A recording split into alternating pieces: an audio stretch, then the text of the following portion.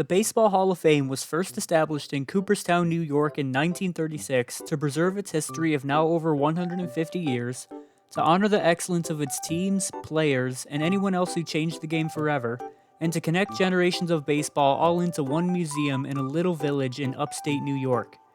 It is the sport's highest honor, and just over 340 men and women have gone on to become Baseball Hall of Famers. And whether it be on the field, in the dugout, in the front office, or in baseball's C-suite, they have all brought meaning to the game in its 150-year-plus history, as they have all gotten enshrined into the National Baseball Hall of Fame and Museum over these past 90 years.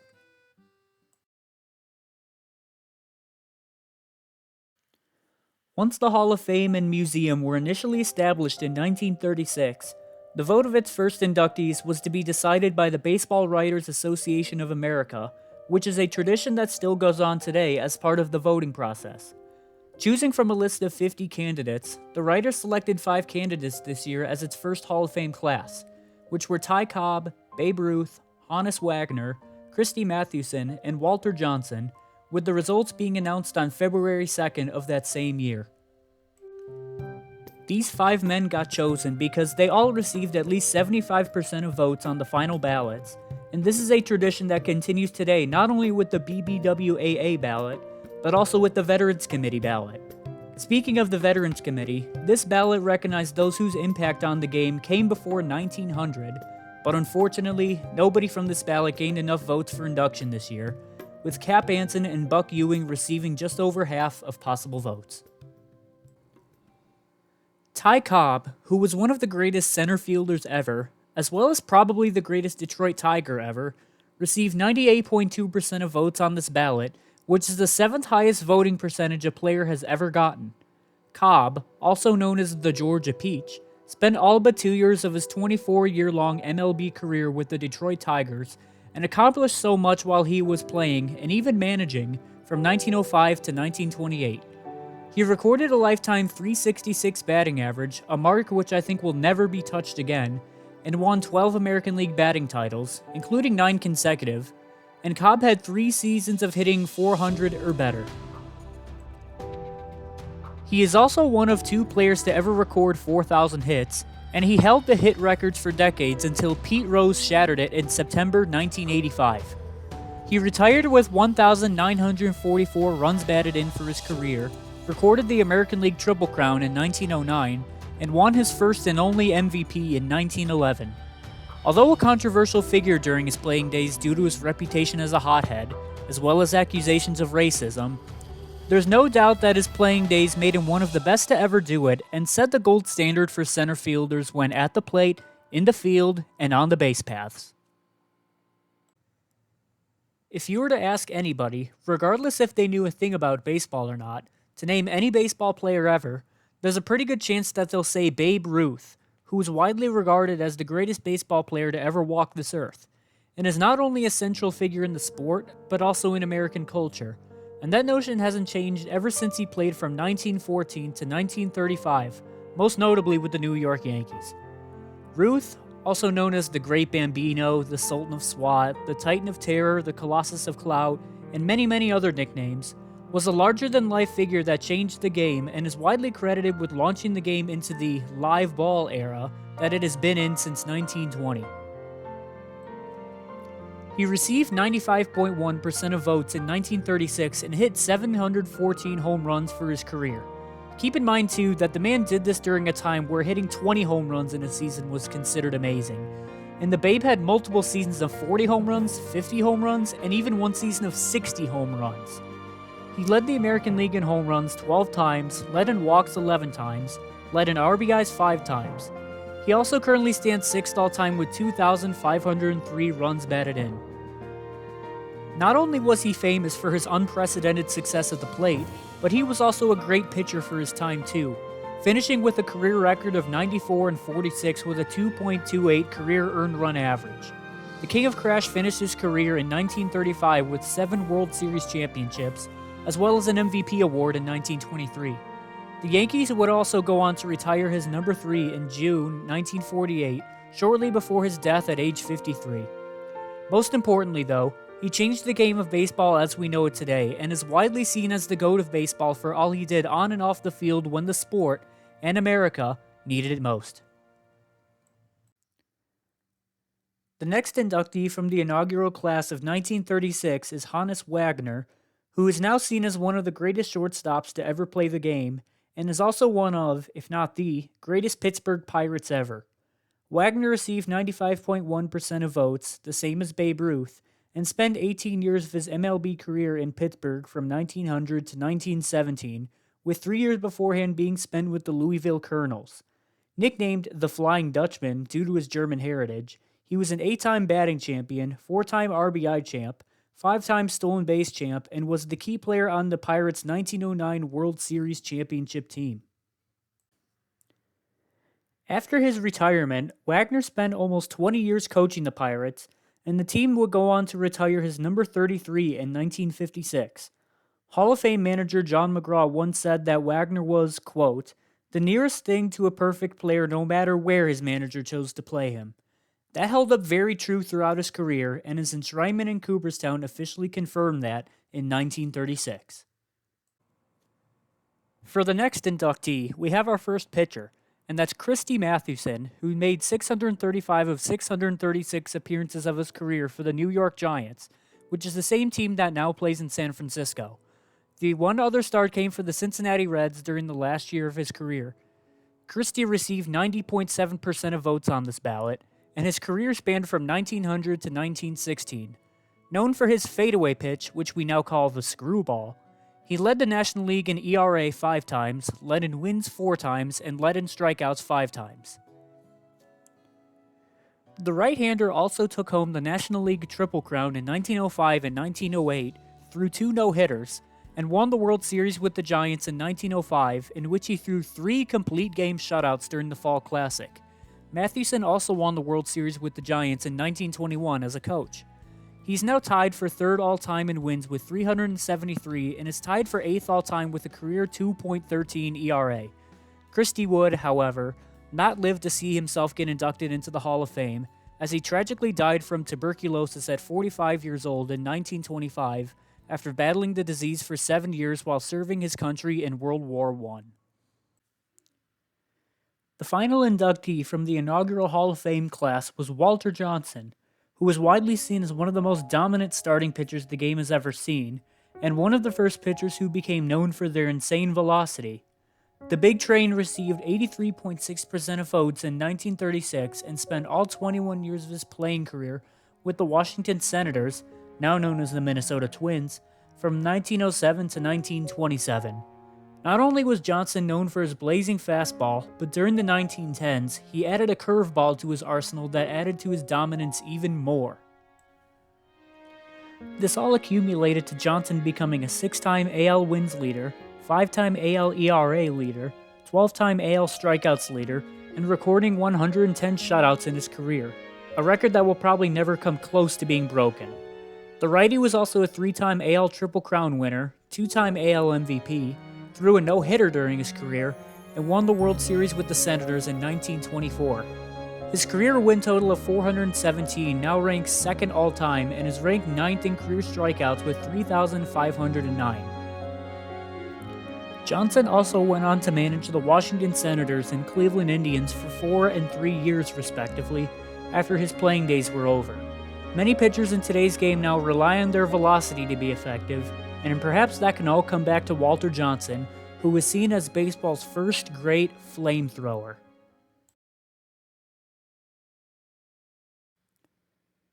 For the next voting process in 1937, not only were there 3 new inductees selected by the baseball writers, which were Nap Lajoie, Tris Speaker, and Cy Young, but for the first time, there were candidates selected from the Centennial Committee, which is the new iteration of the Veterans Committee. The 5 candidates from this committee selected were pioneers Morgan Bulkeley, Ban Johnson, and George Wright, and managers John McGraw and Connie Mack, which altogether made for a larger Hall of Fame class than normal. Could you possibly imagine a professional sports team nowadays being named after their franchise player, such as the New England Bradys or the Cleveland LeBrons? Well, that's exactly what happened back in the day with the Cleveland Naps and Nap Lajoie, who spent the bulk of his career in Cleveland as a second baseman and eventually as a player-manager from 1902 to 1914. He received 83.6% of the vote from the baseball writers in 1937 and has been described as the first true superstar in American League history. This couldn't have been truer, as he had a lifetime batting average of .338 and won 5 American League batting titles, including his Triple Crown season in 1901 when he hit .426 for the Philadelphia Athletics in his last season before going to Cleveland. He also led the American League in RBIs 5 times and recorded 3,243 hits for his career, good for 14th all-time as of now. Not only will there ever be a pro sports team literally named after a player, but there might never be a player who will ever top Lajoie's modern-era record of a .426 average in a single season. The next inductee quickly became the face of the franchise in Cleveland once Lajoie left in the mid-1910s, and that guy would be Tris Speaker, a two-way superstar who was just as amazing at the plate as he was in center field. Speaker earned 82.1% of votes, which was close to what Nap Lajoie's voting percentage was. Speaking of Nap, Speaker, nicknamed the Gray Eagle, was a player-manager for Cleveland from 1919 to 1926, and was the manager of the 1920 World Series team with the Indians. He was also part of the 1912 and 1915 World Series championship teams with the Boston Red Sox, solely as a player. Tris collected a lifetime batting average of .345, won AL MVP with the Red Sox in 1912, is 5th on the all-time hits list with 3,514, and is baseball's all-time doubles leader with 792. In the outfield, he recorded the most assists ever by a center fielder with 450, and his 6,783 putouts are second all-time by center fielders, only trailing Willie Mays. Speaker was a bona fide star when he played, and Cleveland and Boston were very fortunate to have him on their team back then. Speaking of Cleveland and Boston,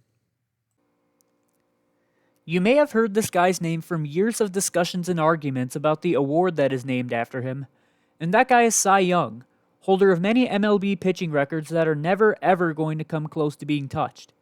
He received 76.1% of votes in 1937, so he actually just barely made it into Cooperstown that year. That doesn't do anything to take him away from his greatness, however. The namesake of the award that honors the best pitcher in each league in a season, he spent much of his career with the Cleveland Spiders from 1890 to 1898, and the Boston Americans from 1901 to 1908, with a stop in St. Louis in between. He was baseball's ultimate workhorse, holding the record in the following categories: wins, losses, games started, complete games, innings pitched, hits allowed, earned runs allowed, and batters faced. How this guy's arm didn't completely fall off in the middle of his career is well beyond me. Regardless, the right-hander did all of this with a career 2.63 ERA, which is impressive considering he averaged 32 starts a season for his 22-year big league career. Young also won the American League Triple Crown in 1901 through 3 no-hitters, including a perfect game versus the Philadelphia Athletics on May 5, 1904, and won a World Series in 1903 as part of the Boston Americans. Young set the precedent for what starting pitchers could become, and he did all of this while setting all sorts of records that are never ever going to be touched by anyone as long as the sport is still around. For our first centennial inductee, I'm going to talk about Morgan Bulkeley, who was the first ever president of the National League. When he was elected to the Hall of Fame, it was seen as a controversial choice because he only lasted as president of the NL for just over 10 months, from February 1876 to December of that same year, and had little baseball knowledge at all when he stepped into the role.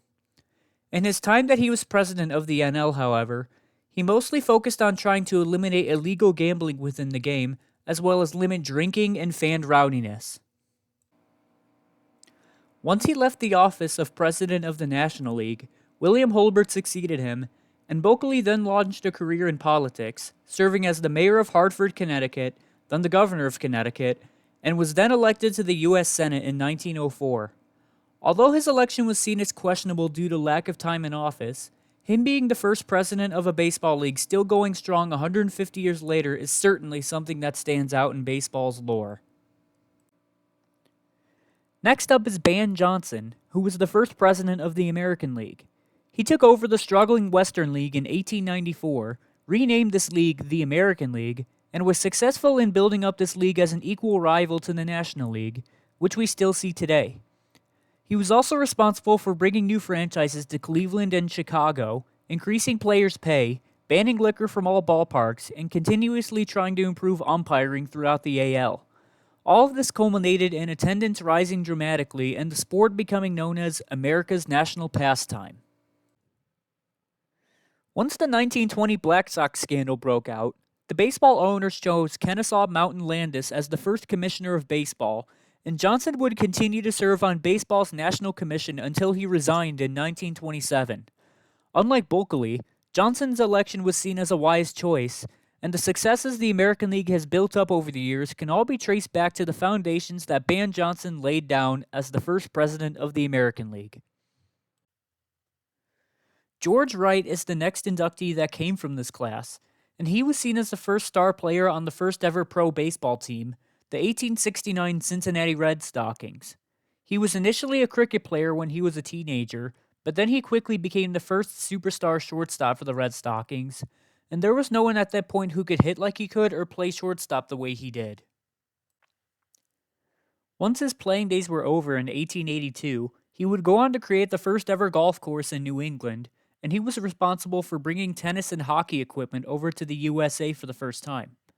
Perhaps his legacy lies not only in the game of baseball, but also in popularizing multiple other sports that would eventually become very popular in the United States over time.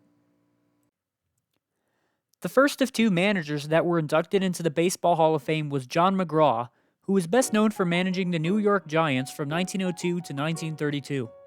Before heading over to New York, he was a third baseman and manager with the Baltimore Orioles, but after some disagreements with league president Ban Johnson, he left and took most of his own team with him to the New York Giants in 1902. From then on, he won 10 National League pennants, including 3 World Series championships in 1905, 1921, and 1922, and became the first manager to win 4 pennants in a row in either league from 1921 to 1924. McGraw finished his managerial career with a record of 2,763 and 1,948, good for the third most wins by a manager, and has the second most ejections ever by a manager with 121. He, most importantly, emphasized his players to play with confidence and aggressiveness, and to do that while playing the style of baseball he thought was most effective. This all turned into more than 30 years of becoming one of the best and winningest managers baseball has ever seen. The other manager, as well as the final inductee, from the 1937 Hall of Fame class was Connie Mack, the longtime manager of the Philadelphia Athletics who managed them for more than double the years of a typical Hall of Fame player's career. Before becoming a manager, the tall tactician was a catcher with the Washington Nationals, the Buffalo Bisons, and Pittsburgh Pirates. He was even a player-manager with Pittsburgh from 1894 to 1896. When Connie went on to go manage the Philadelphia Athletics in 1901, it was the beginning of a record-setting tenure that lasted for 50 seasons. He started his Philly tenure when he was 38 and finished his last season in 1950 at 87 years old. Known for always managing games in his trademark business suit, the man set multiple records during his tenure with the Athletics, including most managerial wins, most managerial losses, and most games managed, all of which are unlikely to ever be broken. He also won a record 9 American League pennants, 5 of which resulted in World Series wins, and created a dynasty in Philadelphia in the process. Nobody's likely to ever touch Connie Mack's record of most wins in most seasons managed, and nobody will ever be more synonymous with the team he managed than what Connie Mack did with the Philadelphia Athletics for 50 years.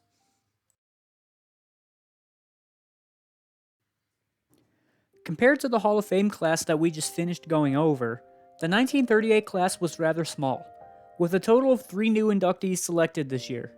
From the baseball writers, only Grover Alexander was selected, and from the Centennial Committee, those selected were pioneer Alexander Cartwright and sports writer Henry Chadwick. The size of the class, however, should not take away the greatness that these men brought to the game of baseball over the course of their careers. Grover Alexander, also known throughout his career as Pete, Spent 20 seasons in the MLB with the Philadelphia Phillies, Chicago Cubs, and St. Louis Cardinals from 1911 to 1930. He received 80.9% of votes in 1938 as the sole BBWAA inductee that year. When he began his career in Philadelphia in 1911, he'd go on to lead the NL in wins 5 times, including 3 consecutive 30-win seasons, and led the NL in ERA in each of those seasons too.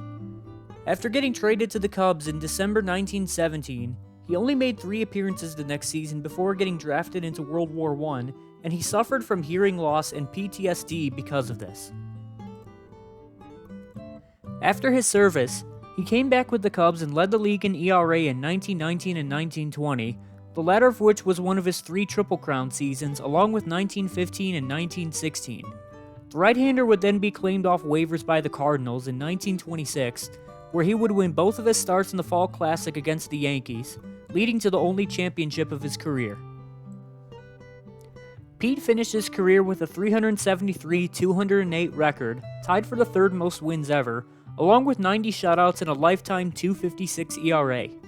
Alexander was already one of baseball's greats, but when Babe Ruth was caught stealing second base with Alexander on the mound to win the 1926 World Series for the Cardinals, that was the moment in which Grover Alexander became a baseball legend.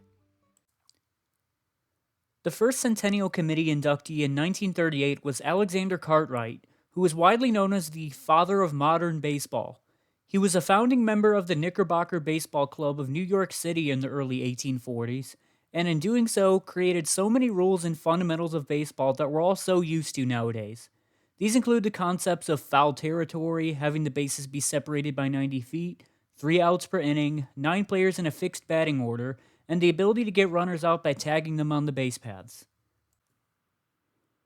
In 1849, during the California Gold Rush, he took a journey to California and then eventually to Hawaii, bringing the rules and fundamentals of baseball with him to spread to the masses. It really makes you think. Was creating the rules of a kid's game known as baseball, spreading it along the East Coast, and then eventually to the West Coast and Hawaii, something that Cartwright had planned to do all along, or did it sort of happen by accident? Regardless, we have Alexander Cartwright to thank for laying down the fundamentals and rules of the game that we've all loved over the past 180 years. Henry Chadwick was the final inductee from the class of 1938, and he really was the first big sports writer that the game ever saw. After coming over to the United States in 1837, he was so fascinated by this game called baseball, with its aggressiveness and high-energy spirit, that he quickly began to write in the national newspapers about happenings in the sport. In doing so, he created the first modern box score, along with writing down these statistics called runs, hits, errors, outs, and many more. He's also the one who created the K abbreviation for strikeouts. These basic stats also led to the concepts of batting average and earned runs versus unearned runs, and Henry was highly influential in the publishing of many baseball rule books and instruction manuals. Chadwick was the first guy that allowed the game of baseball to connect with those who couldn't physically be there to watch the game, and the stats he first documented allowed for debates on players without having to watch the game. Nowadays, many people within baseball and fans alike rely on statistics and things they hear on TV, social media, and the radio to make judgments about teams and players, and the ability to do this at all can be traced back to Henry Chadwick's sudden love of the game of baseball when he first saw it.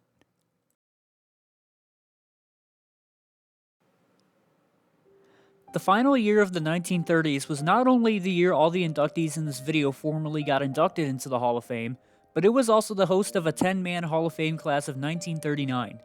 From the writers' ballots, the 3 new inductees were George Sisler, Eddie Collins, and Willie Keeler, and the Old Timers Committee, formerly known as the Centennial Committee, featured 6 new inductees, which were Cap Anson, Charlie Comiskey, Candy Cummings, Buck Ewing, Old Hoss Radbourn, and Al Spalding. For the final inductee of 1939, this was the first of 2 times to date that we've seen a special election happen, and since this was such a unique thing to happen, I'm going to save the name of who this election was reserved for until it's time to talk about what a ball player and what a human being he was. George Sisler received the highest number of votes among the 3 BBWAA electees in 1939, getting 85.8% of votes. After earning his degree in mechanical engineering at the University of Michigan in 1915, He was immediately signed by the St. Louis Browns, which is the same franchise now known as the Baltimore Orioles. The left-handed first baseman was once described by Ty Cobb as, quote, the nearest thing to a perfect ball player, and when you get praise from someone as great as Cobb, you know you had a special career. In his 15-year MLB career from 1915 to 1930, mostly with the Browns, Sisler had a lifetime .340 batting average, tied for 19th all-time, and that also includes 2 seasons of a .400 average or better. George also led the American League in stolen bases 4 times. His single-season record of 257 hits in 1920 remained as such until Ichiro Suzuki broke his record in 2004. Despite missing the 1923 season due to a sinus infection causing double vision, he was able to come back and play fairly well, but he was never quite the same hitter he once was. Sisler was seen as a 5-tool player before the term became popular, and that would pave the way for many superstar players that we've seen over the past 100 years. Next up in this class was Eddie Collins, who was one of the greatest second basemen of all time, who spent about half of his career playing under Connie Mack with the Athletics from 1906 to 1914 and 1927 to 1930, and the other half with the Chicago White Sox from 1915 to 1926, with 3 years in Chicago as a player-manager. Collins received 77.7% of the vote from the writers in 1939 and was one of the first players whose game relied on playing small ball. Eddie won AL MVP in 1914, which was the last year of his first stint in Philly, and finished top 5 in MVP voting 5 more times in his career. When the Athletics were upset in the 1914 World Series by the Braves, Connie Mack chose to sell Collins to the White Sox for $50,000, and Collins then went on to win the World Series with the White Sox in 1917. He was never involved with the Black Sox scandal that would tarnish the legacy of the White Sox in the 1910s. With Philadelphia, he was a part of a dynasty that won 5 championships, and he retired in 1930 with a career average of .333, 3,315 hits, and is one of 5 players all-time with 500 steals and a lifetime .400 on-base percentage. John McGraw once said, quote, Eddie Collins is the best ball player I have seen during my career on the diamond, and Eddie certainly did so with much individual success and winning throughout his 25-year-long career. Today, if you were only 5'4", your chances of playing in any league would be pretty slim, but back then, not only did Willie Keeler do it, but he did it pretty good as well. Keeler was a right fielder who spent the bulk of his 19-year career from 1892 to 1910 with teams that would become known as the Brooklyn Dodgers and New York Yankees. He earned 75.5% of the vote in 1939, in which he earned 1 more vote than the minimum required for induction. His motto during his playing days were, keep your eye on the ball and hit 'em where they ain't, and that sat well with him throughout his career.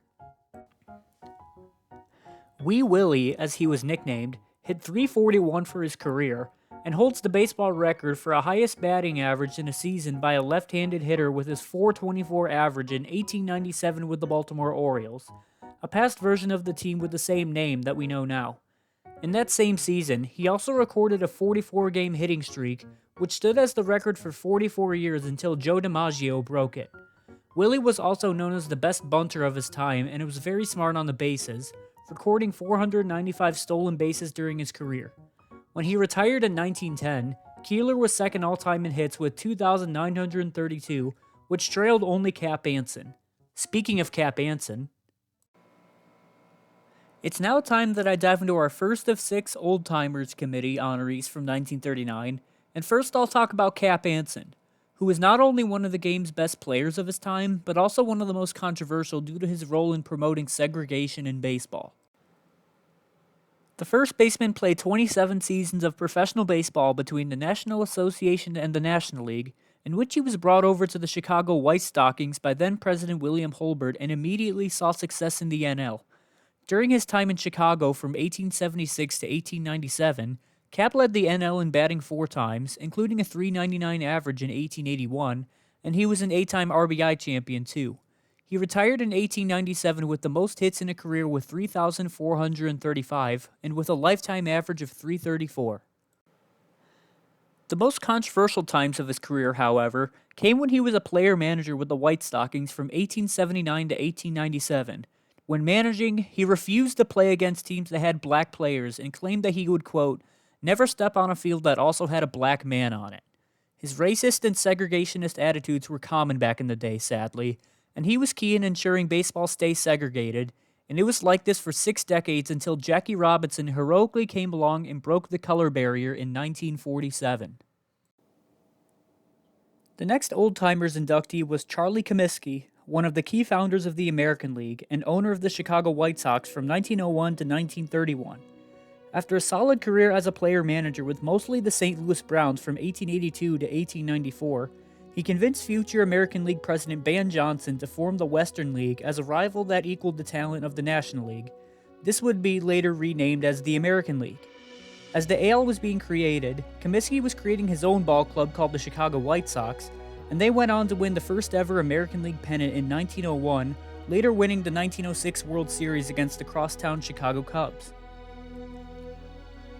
The White Sox would go on to capture another World Series title in 1917, but perhaps the greatest mark on Comiskey's legacy would be Comiskey Park, the White Sox home ballpark from 1910 to 1990, and the park became noted for its steel and concrete structure that may or may not have helped Chicago's defense and pitching. Charlie was also beloved by the fans and wanted as many people to come to the games as possible.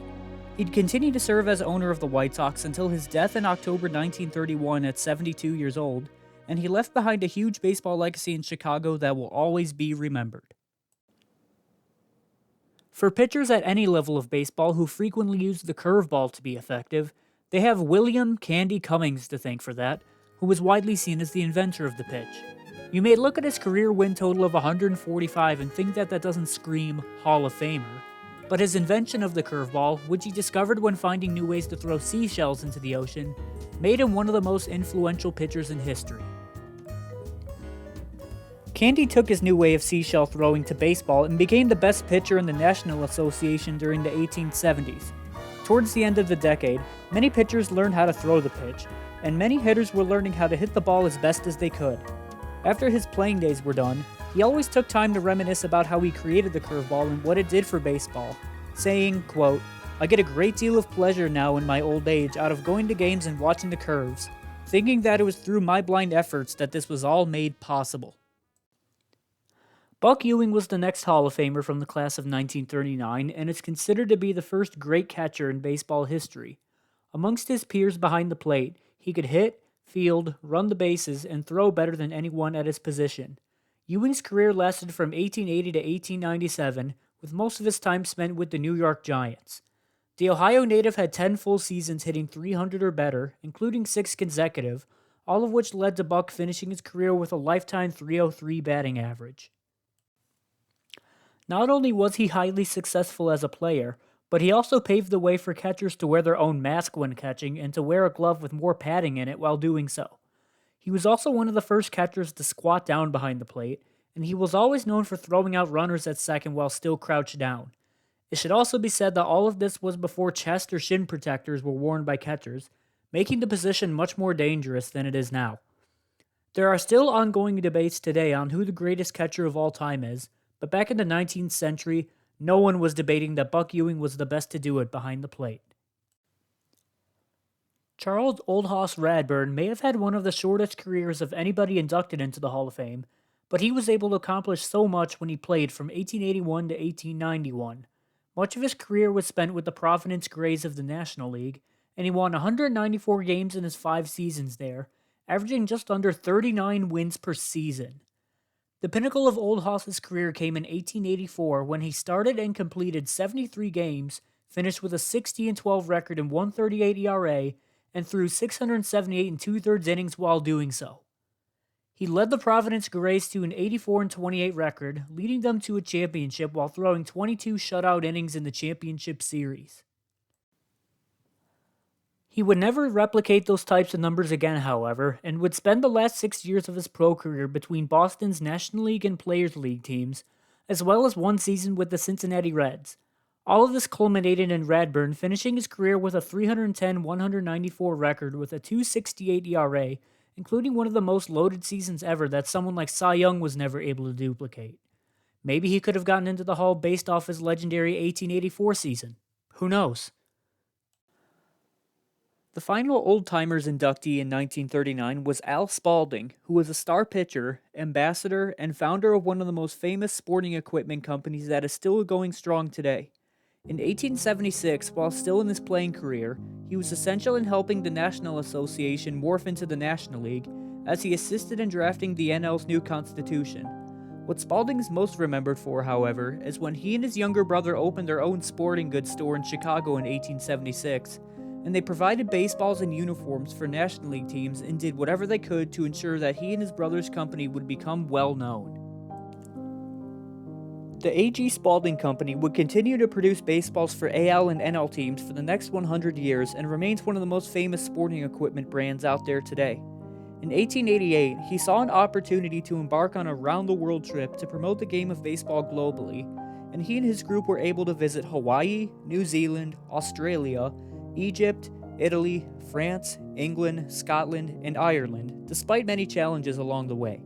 Spalding's legacy in baseball was influential in so many ways, most importantly with wanting players to have their own equipment and wanting the game of baseball to grow outside of the US, and he's now remembered as one of baseball's earliest ambassadors. The Baseball Hall of Fame class of 1939 was unique because this was the first of 2 times that a special election was called for, and the player it was called for was a man whose impact goes well beyond baseball. He is considered by many to be the greatest first baseman ever, one of the winningest players ever, one of the most durable players to ever step foot on the diamond, and one of the most courageous people baseball has ever seen. When Lou Gehrig's then record of 2,130 consecutive games played came to a grinding halt on May 2, 1939, it was to the shock of many that this was because of a disease he had been battling called amyotrophic lateral sclerosis, or ALS, a neurological disease that now bears his name. Before the sudden announcement of his illness, Gehrig was already cemented as a baseball legend that will never, ever be forgotten. Playing alongside Babe Ruth for most of his career with the Yankees from 1923 to 1939, Gehrig was a fixture in Murderers Row for years as team captain, and he was a 6-time World Series champion. The Iron Horse was a 7-time American League All-Star, 2-time AL MVP, won the AL Triple Crown in 1934, and set the single-season American League record with 185 runs batted in 1931. The left-handed slugger now sits 7th all-time with 1,995 runs batted in and hit 493 home runs during his 17-year career. Gehrig also scored 100 runs and drove in 100 runs for 13 straight seasons and was an AL leader in runs scored 4 times, home runs 3 times, RBIs 5 times, and on-base percentage 5 times. The most memorable moment of Gehrig's career, however, came after he was done playing, when he gave one of the most heartfelt and courageous speeches in sports history on July 4th, 1939.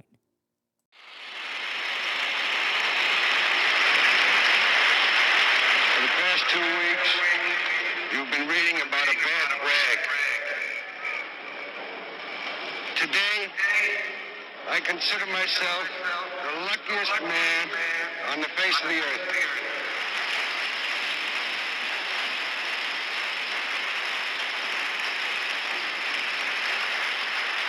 That I might have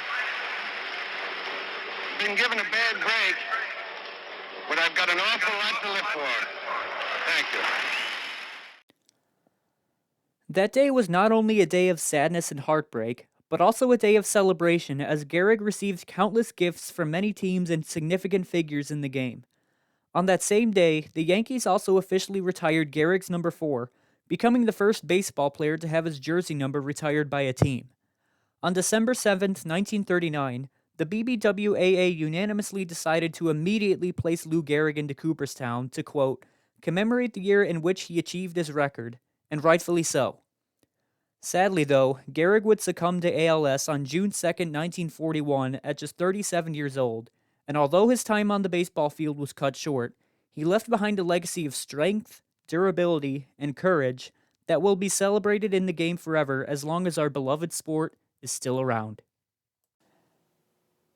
All these men had very important and storied careers that played a huge role in shaping the modern era of baseball that would come for the next 100 years, and it doesn't matter if they played, managed, worked behind the scenes, or covered the sport. Each of these men would be formally inducted into the Baseball Hall of Fame on June 12, 1939, with those on your screen right now all able to be there for the ceremony and be photographed in an iconic photo for the first ever Baseball Hall of Fame induction ceremony. It was then that these men, whether they were physically there or not, became immortalized forever in baseball's history. Thank you guys so much for listening to my whole spiel about the 1930s of the Baseball Hall, and I hope to see you guys for when I eventually cover the Baseball Hall of Fame during the 1940s. Thank you.